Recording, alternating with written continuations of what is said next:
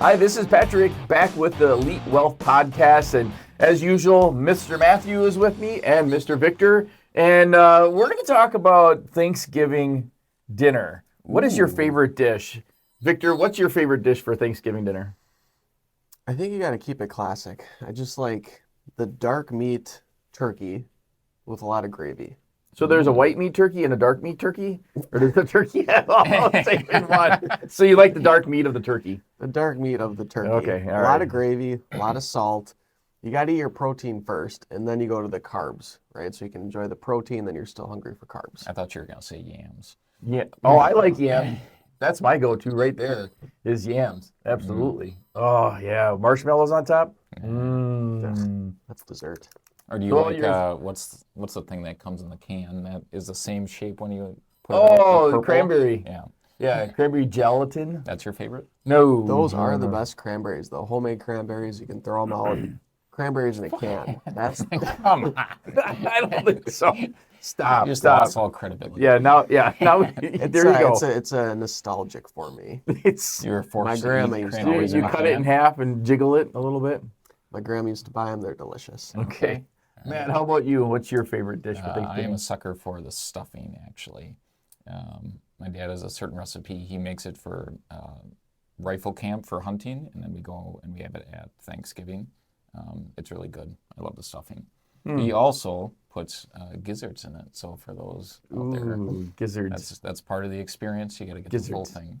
I don't know. Actually, I think that if you get a spoonful, just a little bit of everything, mix it all No. together. That's the No. best right there. No. With the cranberries. Stuffing, gravy, Actually, the best part cranberries. is when everybody brings a dish to pass and you get to try a little bit of everything. That's what I like. I like a little bit of everything too. I think that's a good way to go. So speaking of a little bit of everything, today we're going to talk about the differences between mutual funds, ETFs, which are exchange traded funds, and stocks. So let's first start talking about mutual funds. For me, when I first came into the industry back in 2001, that was pretty much what you had. You had stocks and you had mutual funds. Mutual funds were very popular because it creates a basket of stocks. So if a company goes south, you don't end up losing all your money. So if one goes south, it'll go down a little bit, but you still have the remainder there. And usually it's a mixture of stocks, bonds, and cash. And then they can split them out into different areas, if you will, if they're focusing on smaller companies or mid-sized companies or large companies' value or growth. And then the other thing too is that, they're managed by a group of people or a person. So you have this professionally managed portfolio. And then sometimes in the industry, you would have a professionally managed portfolio that is a portfolio managed by a professional. So that's when somebody puts a group of mutual funds together, and then you have two layers of management, which can be kind of expensive. And that's one thing that I've noticed in mutual funds is that the expenses really do vary widely. I think that's where Vanguard really came to the forefront, where they were really low on cost because essentially what they did is they just did index funds where they didn't need that extra layer of management. So I don't know what you guys think about mutual funds, and what's your experience been, Victor, with them? Yeah, so since I've been working here, I've been here for about 7 years, has it been? Might be. I think, right around there. But we really haven't used mutual funds at all, No. really. And the main reason for that is the fees attached to mutual funds. So I'd say on average, when you invest your money into a mutual fund or your advisor does for you, what you have to remember is that you're paying the advisor fee, but then a lot of the times they don't tell you, you're also paying the mutual fund fee. So I think a really common mutual fund fee, anywhere from 0.3% all the way up to 0.7%. And then there's also a lot of fees mixed in there. What's the book called? It's the fee on mutual funds. Oh, the problem with mutual funds, trouble with mutual funds. So there's a book that you can get. It's called The Trouble with Mutual Funds, and it goes through and it uncovers all the what I call hidden fees. They bake it into the performance. That's why over 90% of mutual funds never even meet their expected, their benchmark, which is either the S&P or whatever index they're trying to beat, because they're laden with quite a few expenses. So if you want to check that out, you can go look up The Trouble with Mutual Funds book. It's a great book, good read, not very long, and then it'll give you more detail. So I'm not saying that mutual funds are wrong altogether. We just don't use them anymore because they're really what I would say like old tech. If you had the old flip phone, right? Versus today you have these smartphones that basically a computer in your hands.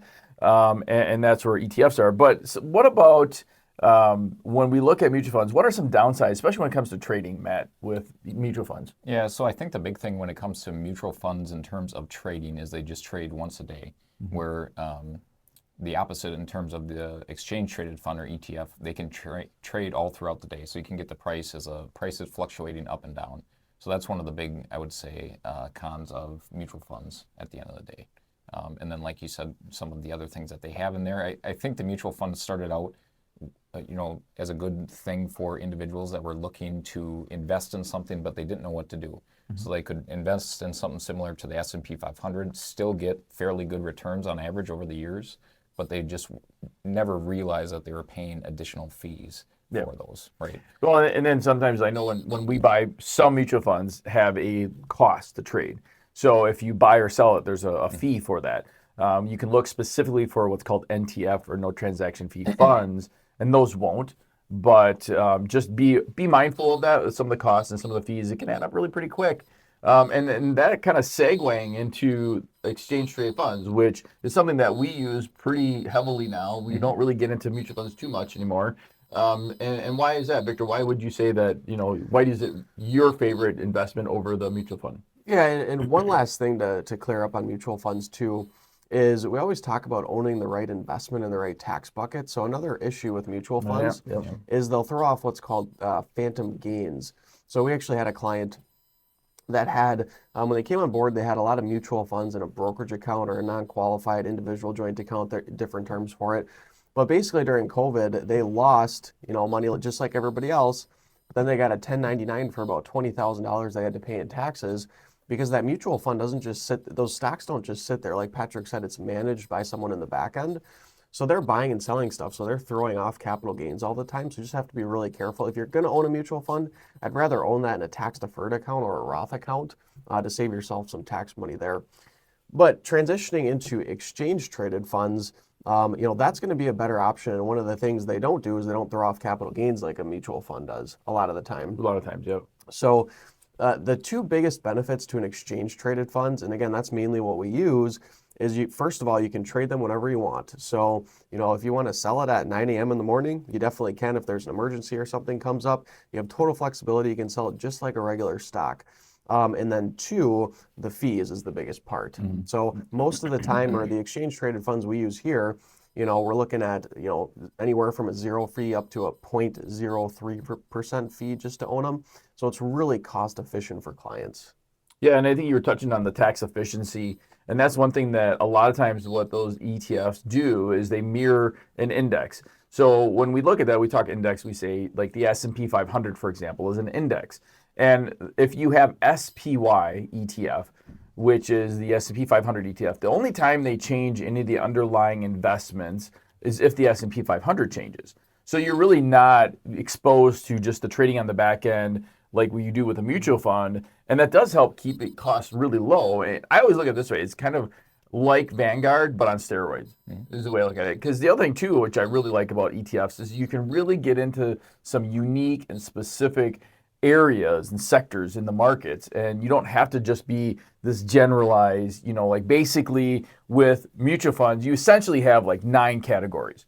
But ETFs, there's a whole plethora of categories. Yeah, and one last thing to add, too. When you're talking about mutual funds and ETFs, basically any mutual fund that's out there, and correct me if I'm wrong here, you can find an exchange traded fund that's pretty much the exact same thing, and then you're saving the cost you'd be paying for that mutual fund. So that's why we really like to review what current investments you have. Even if you're not retired yet, I always like looking through the 401ks, as I know you guys do, and say, hey, we have these 4 different investments and they're charging 0.6%. Let's transition those to something that's going to cost you less. That's also another big reason to get your money out of an employer plan typically as soon as you can, because you can roll that money into an IRA or a Roth IRA, and then we can pick which ETFs we actually want, unlike being limited to the investment options offered in the 401k plans. Yeah, I think a lot of people don't realize, going back a little bit more to the tax comments, so they have these mutual funds, they're kicking off income in terms of when they go to file their taxes, and they don't realize that they can get the same investment to do very similar thing for them in terms of growth overall and be less expensive and not have those tax impacts. So, a client might be in the 22% tax bracket, but just by making a couple changes in terms of how they're invested, they could drop themselves into the 12% potentially. Right. Without, and they don't even realize that it's an option until we talk to them about it. So I think that's pretty cool about the difference. Yeah, and the mutual funds, the reason why they came about was for diversification, instant diversification. ETFs now have that, and ETFs are by far outpacing mutual funds, and it's by the trillions of dollars. It's not even by the billions of dollars. It's just the inflow into ETFs is phenomenal. That's definitely where the ball's moving, where the puck's moving. To quote a great hockey great, Wayne Gretzky, it's you look where the puck is going, not where it is. So that's definitely where it's kind of moving from that standpoint. Yeah, 100%. And one nice thing about what we do here is we manage all the portfolios ourselves, right? So every Monday and Friday, me, Matt, Pat, Matt, and Mike all sit down to figure out if we have to make any changes or what to do. A lot of the times with the bigger firms out there, they're going to bring you on and then they're going to put you into a portfolio that they don't even manage. So because they don't even manage it, they have no option but to put you in mutual funds. So we can really, tailor investment strategies to what our clients are looking for, which is what I really like. Part of the reason why I wanted to work for you. Yeah. Then I'm just a nice guy. Sometimes. All right. So let's cover the last one, stocks. And stocks, again, we're covering basically three broad categories. There's many other types of investments, but when it comes to stocks, it gives the opportunity for you to be able to invest on a very personal level, I look at. Because if you buy Nike stock, you own part of Nike. If you buy any of your like GE or any other stock company that you really like, Ford, GM, whatever, you actually own a part of that company. And it's kind of neat that way. But, what are some pros, would you say, Victor, to stocks? Well, I would say, like you said, you can get really specific with where you want to invest. So sometimes and it's really hard picking stocks, right? Because a lot of the times folks will come in and they say, I picked these stocks and I've been invested in them for a long time, and then I always ask them, well, how did you pick those stocks? And they usually just say, I had a good feeling it's going to perform well. Well, very few people in the entire world can actually pick stocks and, consistently beat the market. So, Warren Buffett is one of those guys. But if you don't have time to read companies' balance sheets, income statements, cash flow statements, it's really hard to pick a solid stock. But one nice thing is if you do pick the right stock, a lot of the times you can outpace the market. So there's more risk, but I think there's more growth potential too if you pick the right stock, which again, you have to do a lot of research to get to that point. Well, I think you don't have the expenses, right? So you don't have the cost of like a mutual fund or ETF. There's no underlying expense ratio, they call it. You have the ability, in my opinion, to hit the home run. You can completely just crush it, and you can have a stock. If you would have bought NVIDIA 4 years ago, I mean, you would have absolutely crushed it. And I think that's one other positive thing about the stocks side is that I think it's more for the money that, you could lose it all. You literally have to be thinking like, I can lose every single penny here. And if you have that going in, knowing that possibility, that at least makes it easier if it doesn't do well, but you also could do incredibly well.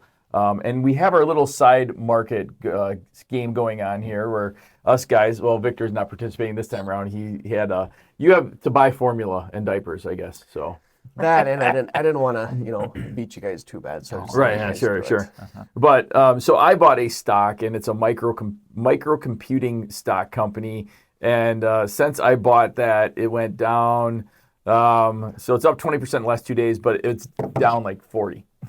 So again, taking a shot, you're taking some risk.